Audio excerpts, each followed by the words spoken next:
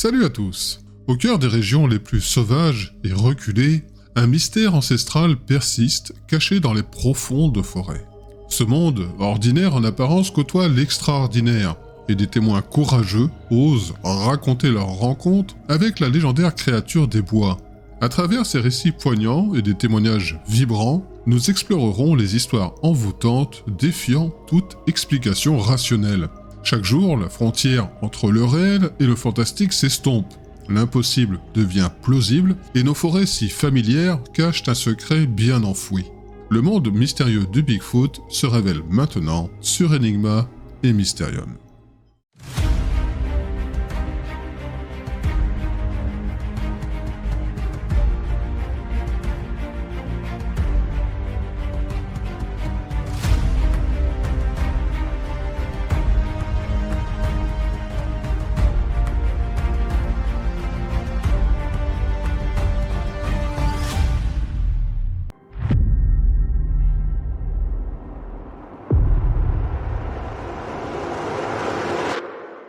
Notre personnage s'appelle Jack Wells. C'est un type robuste, du genre à préférer la compagnie de la nature aux rues bondées de la ville.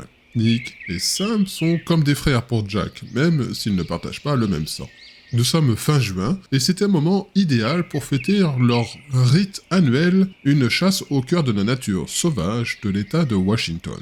Nick, un payable farceur, mais avec un cœur de lion, se penche sur une carte du nord-ouest du Pacifique, son doigt traçant le chemin qu'ils emprunteront au cœur de la forêt. « Tu es prêt à nous offrir un trophée, Jackie Boy ?»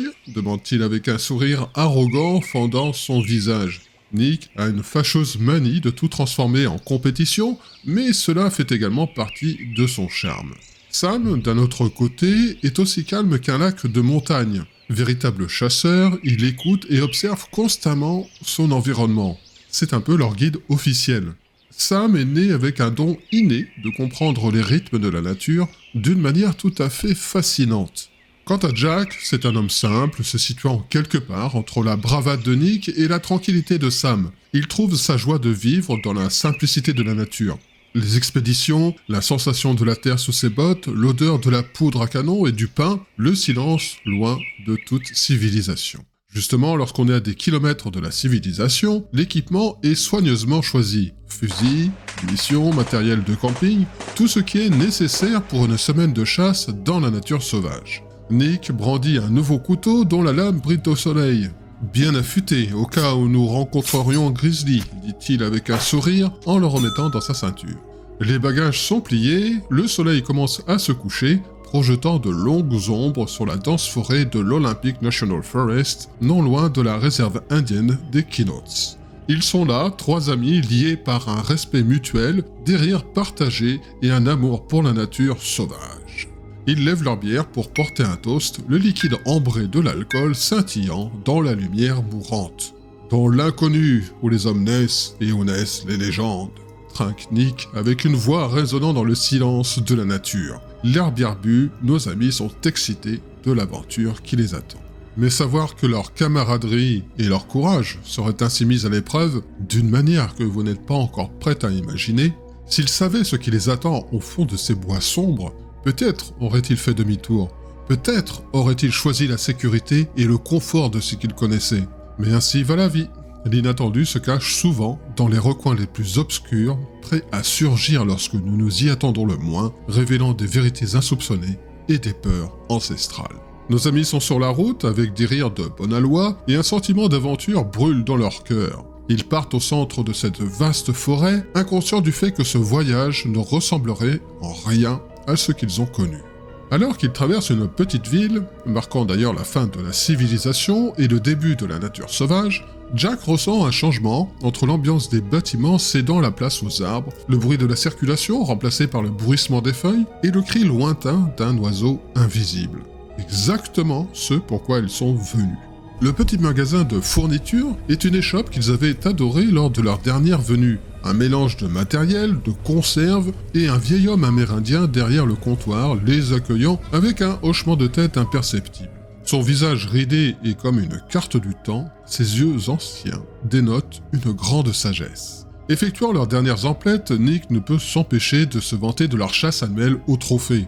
Le regard du vieil homme se durcit. Tu dois respecter les esprits de la forêt. Ce n'est pas n'importe quelle forêt. C'est un endroit ancien avec des esprits plus vieux que les pierres.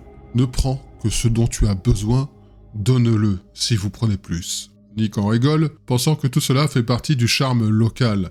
Il pose ses billets sur le comptoir pour régler leurs achats et répond avec sa marque d'irrévérence « C'est sûr, vieil homme, nous jouerons gentiment avec les esprits de la forêt. » L'homme secoua simplement la tête. « J'ai rencontré le mien. Ce sont des héros. » Cette intensité dans les yeux met Nick mal à l'aise, lui faisant dresser les poils sur sa nuque. Il y a comme un avertissement dans son regard, un appel de conscience pour que nos amis tiennent compte de ses paroles. À l'extérieur, l'air semble plus froid et le ciel plus assombri. Sam est toujours calme, à l'écoute des nuances de gris, et place son intuition s'avérant souvent étrangement précise. Il observait la boutique du vieil homme, un regard lointain dans ses yeux. « Quoi de neuf, Sam ?» lui demande Jack. Son regard reste pensif. « As-tu senti cette lourdeur là-dedans, Jack ?» Jack comprend ce que Sam veut dire. Les paroles du vieil homme résonnent dans son esprit alors qu'ils emballent leur nouvelle fourniture dans le camion.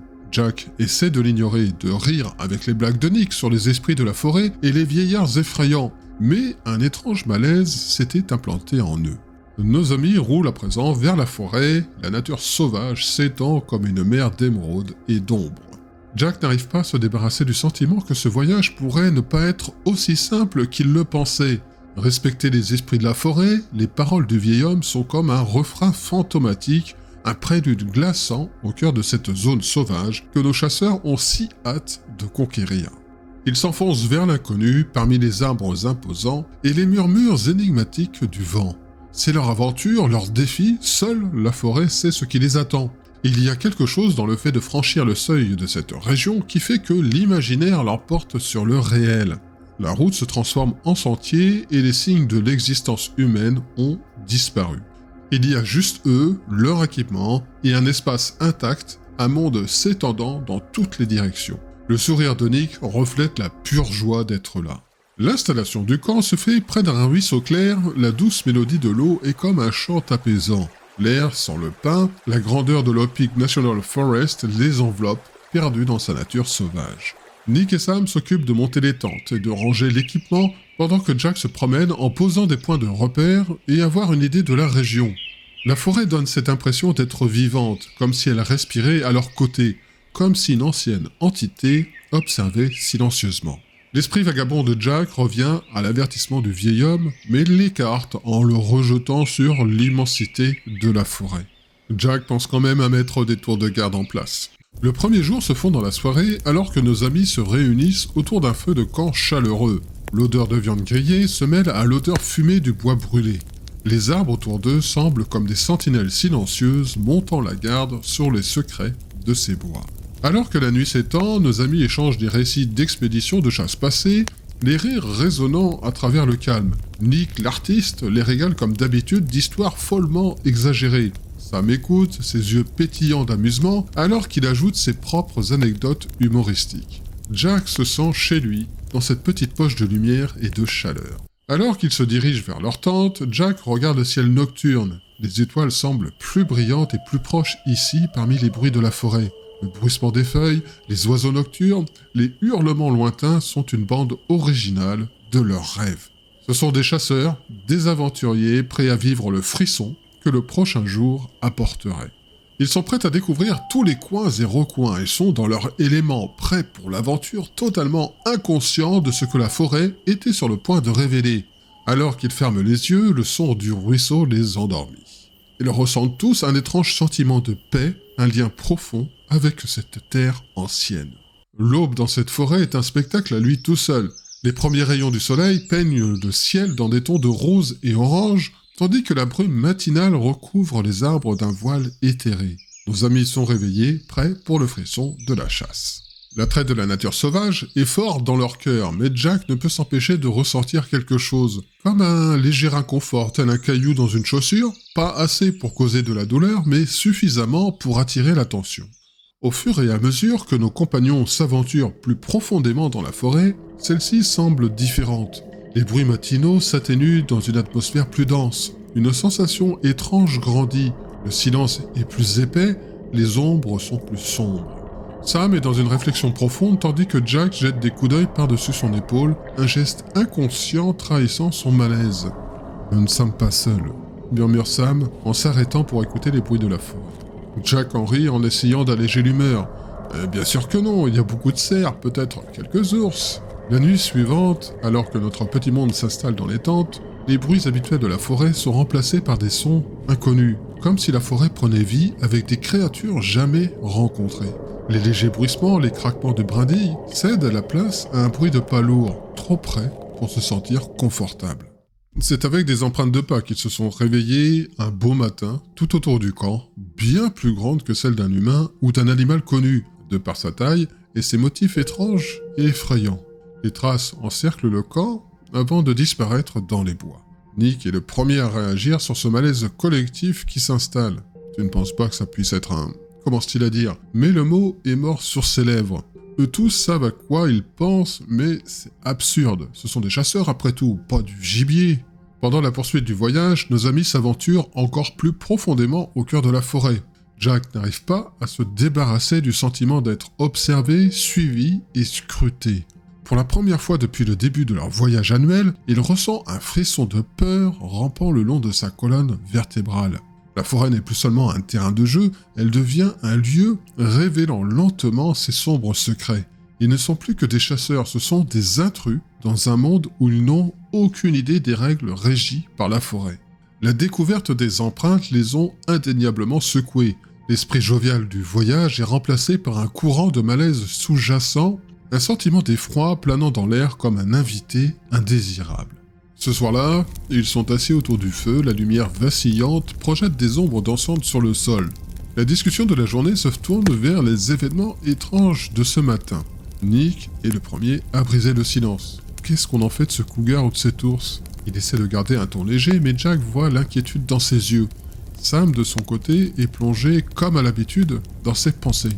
Il est resté silencieux toute la journée, les sourcils froncés comme s'il luttait avec un problème insoluble. « Je ne pense pas que ce soit un ours ou un cougar », dit-il finalement d'une voix basse et lourde. « Qu'est-ce que ça pourrait être d'autre ?» demande Jack, dans l'espoir d'apporter une certaine rationalité à leur peur croissante. « Une farce d'autres campeurs, peut-être ?»« Une farce ? Au milieu de nulle part ? Improbable, répond Sam en secouant la tête. Il regarde le feu, perdu dans ses pensées, puis finit par exprimer l'innommable. Avez-vous déjà entendu parler de Sasquatch ? Le Bigfoot ? Nick rit, un rire nerveux résonnant dans le silence de la nuit. Tu ne peux pas être sérieux, Sam. Bigfoot, c'est juste un mythe, une histoire. Mais Sam est sérieux. Il se met à raconter des histoires qu'il a entendues, des légendes locales, des récits de rencontres avec une créature insaisissable. Cela semble complètement fou, mais les pièces du puzzle se mettent en place. Les étranges empreintes de pas, les sons étranges, le sentiment inexplicable d'être observé, et pourtant Jack ne peut l'accepter. Ce ne sont que des histoires, du folklore. L'équipe ne va pas abandonner le voyage à cause d'une vieille histoire de bonne femme. Sam secoue la tête. Il ne s'agit pas d'abandonner le trip, Jack. Nous devons comprendre à quoi nous avons affaire. Nous devons faire attention. Nous ne sommes pas seuls dans ces bois. Cette nuit-là, Jack est allongé dans sa tente. Il ne peut s'empêcher de remettre en question tout ce qui a été vécu jusqu'à présent. Est-ce juste leur esprit qui leur joue des tours, ou sont-ils vraiment sur le territoire de quelque chose d'inexpliqué, de quelque chose au-delà de la compréhension ? Les bruits de la forêt ne sont pas plus réconfortants. Ils dénotent une menace et un avertissement. La peur s'est installée dans leur cœur. Jack s'endort avec cette pensée qu'ils sont au cœur d'un mystère, au bord d'une frontière inconnue, et qu'ils ont une décision à prendre et un chemin à tracer. Mais le choix est déjà fait pour eux. Le lendemain, le sentiment de malaise est toujours présent. Le petit déjeuner se déroule dans le calme. Les conversations sont étouffées et forcées. La forêt aussi semble partager leur inquiétude. L'habituel refrain matinal est remplacé par un silence inquiétant. Nos explorateurs décident de poursuivre. Le frisson de la chasse est désormais teinté d'une touche d'effroi. Ils entrent au cœur de la forêt. Les arbres imposants se dressent tels des sentinelles.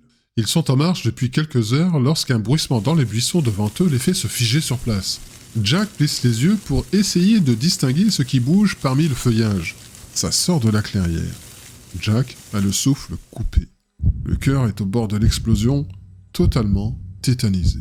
Debout, couvert de poils avec des épaules larges, des yeux perçants, Ce n'est ni un ours, ni un cougar, même pas un animal. Rien qu'ils n'ont pu rencontrer.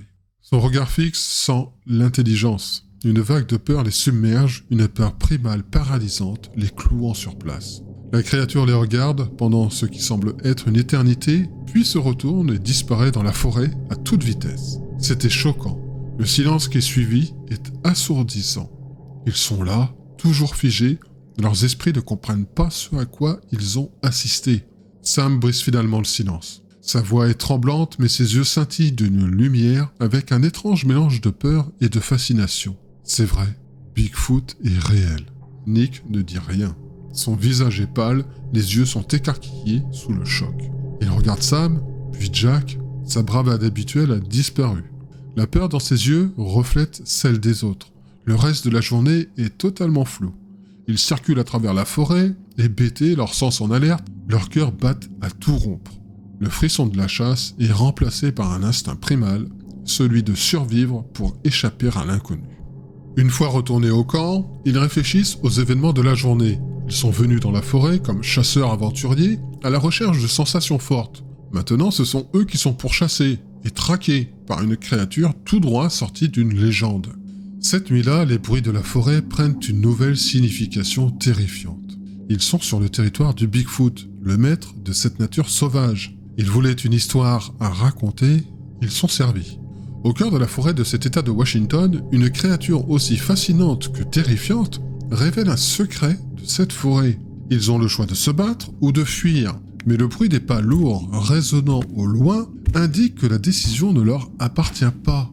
La véritable aventure ne fait que commencer, l'aube du nouveau jour n'apporterait rien de bon.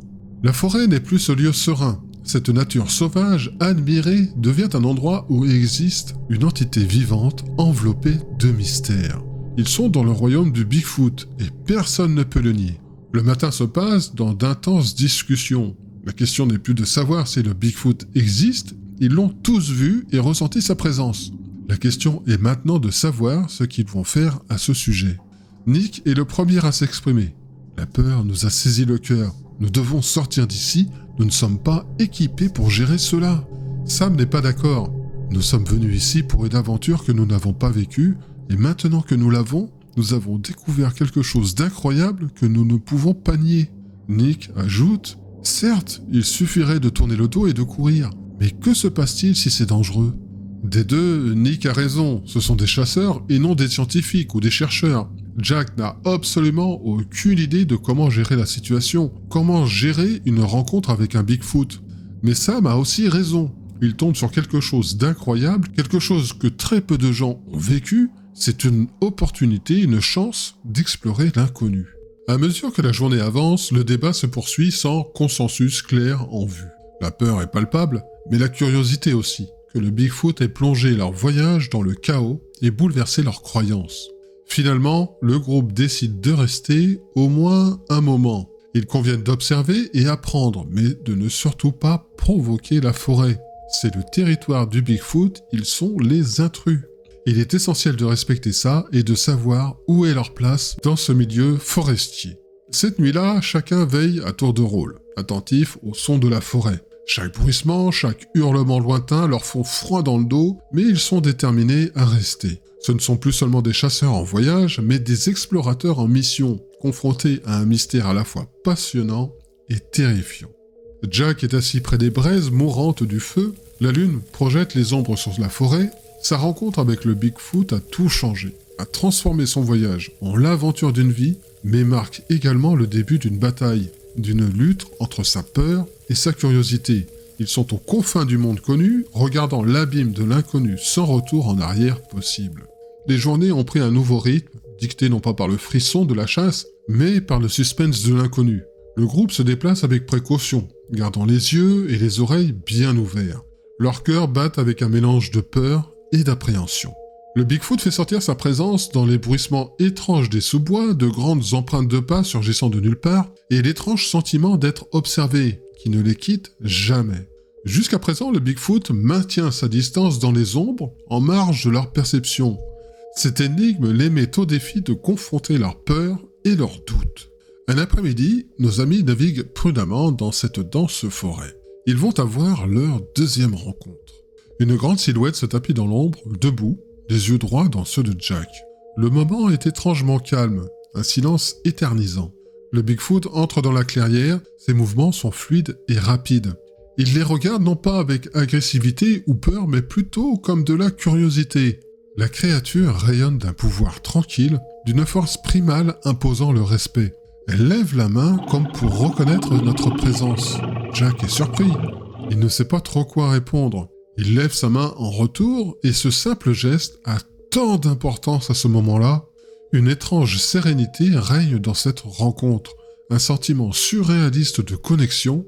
Ce sont des intrus dans son monde et pourtant il choisit de les saluer, d'accepter leur présence. Ce moment de compréhension, cet accord silencieux entre deux espèces intelligentes, le Bigfoot soutient leur regard pendant un moment, puis se retourne et disparaît à nouveau dans la forêt. L'expérience laisse nos amis bouche bée. La forêt semble respirer autour d'eux, les feuilles chuchotent les histoires de leur observateur silencieux. Cette nuit-là, alors qu'ils se rassemblent autour du feu, leur conversation est emplie d'émerveillement et de spéculation. Chaque détail reste gravé dans leur mémoire. Chaque instant, témoignage de l'incroyable réalité qu'ils vivent, fait désormais partie de quelque chose de plus grand qu'eux. Ce sont les témoins d'un secret que cette forêt garde depuis des siècles. Nick a vaincu sa peur et l'a remplacée par un fort sentiment de respect. Ce ne sont plus seulement des chasseurs ou des explorateurs, ce sont des apprenants. Comprendre un monde dont ils ignoraient l'existence. Allongé dans sa tente ce soir-là, Jack est bercé par les bruits de la forêt. Il réalise à quel point leur voyage les transforme. Leur découverte du Bigfoot transcende leur propre courage et curiosité. Ils font partie d'une histoire où se mêlent respect, compréhension et coexistence. Et l'histoire est loin d'être terminée. Le séjour dans la forêt tombe alors dans une routine, un rythme dicté par la créature énigmatique.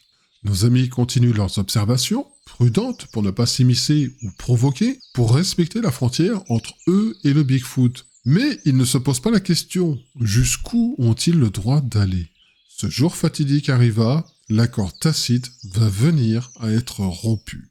L'équipe s'aventure toujours plus profondément dans la forêt, en naviguant à travers les sous-bois lorsqu'ils entendirent un son glaçant, un grognement profond et un avertissement résonnant. Émergeant du feuillage, un second Bigfoot plus intimidant, des yeux d'une intensité sauvage, les fait frissonner. Il montre les dents, un signe clair d'agression, message destiné à dissuader avant qu'ils ne puissent réagir.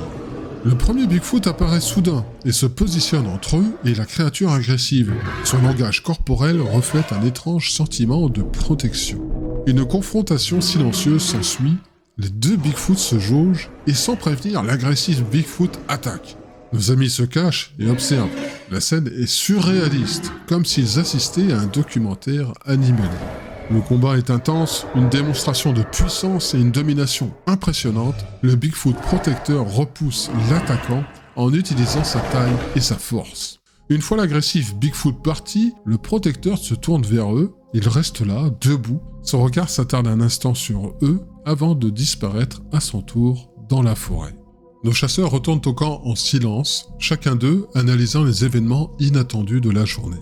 La rencontre avait révélé une nouvelle facette du Bigfoot, une vie sociétale, une hiérarchie et un conflit territorial que nos amis n'avaient pas prévu. Ils réalisent la complexité de la situation car ils n'observent pas seulement une créature, mais ils se sont introduits dans une culture. Fascinant, leur présence provoque des perturbations. Nous devons être plus prudents, dit Nick. Sam acquiesce. Ils sont invités dans leur monde et l'aventure prend une tournure dangereuse. Leur rôle d'observateur menace l'équilibre de cette société ancestrale. Le Bigfoot les a protégés, mais le message est clair. Les implications de leur intrusion est que le chasseur devienne des intrus indésirables. La forêt avait révélé son secret et ils ont la responsabilité de le respecter et de marcher prudemment sur ce territoire inexploré. Jack fait une promesse silencieuse de marcher avec légèreté, apprendre humblement et respectueusement.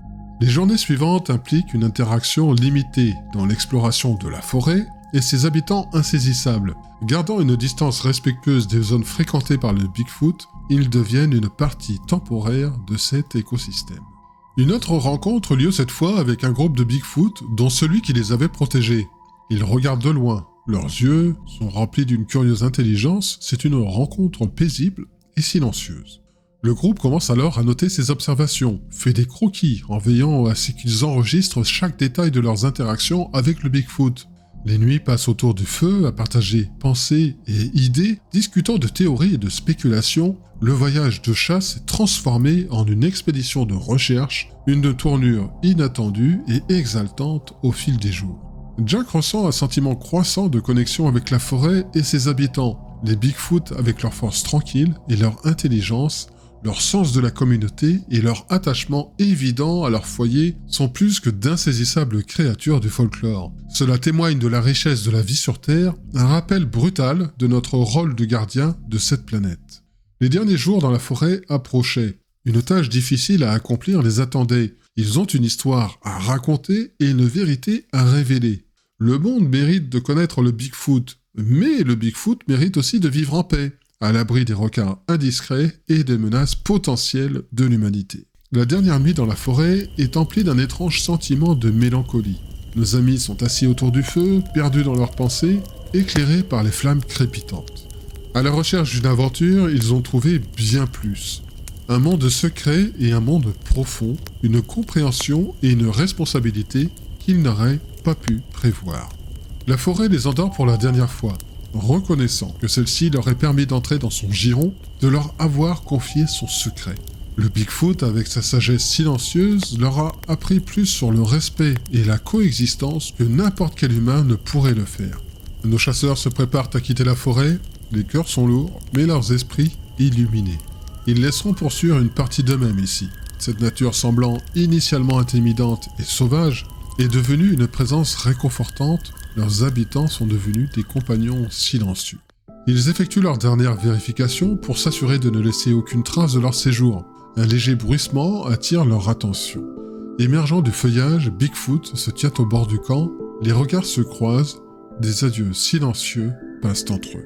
Ils s'étaient aventurés dans son monde, apportant le chaos et le changement, mais ils sont devenus les témoins de sa vie, de sa culture, et repartent avec une compréhension plus profonde de notre monde et notre place.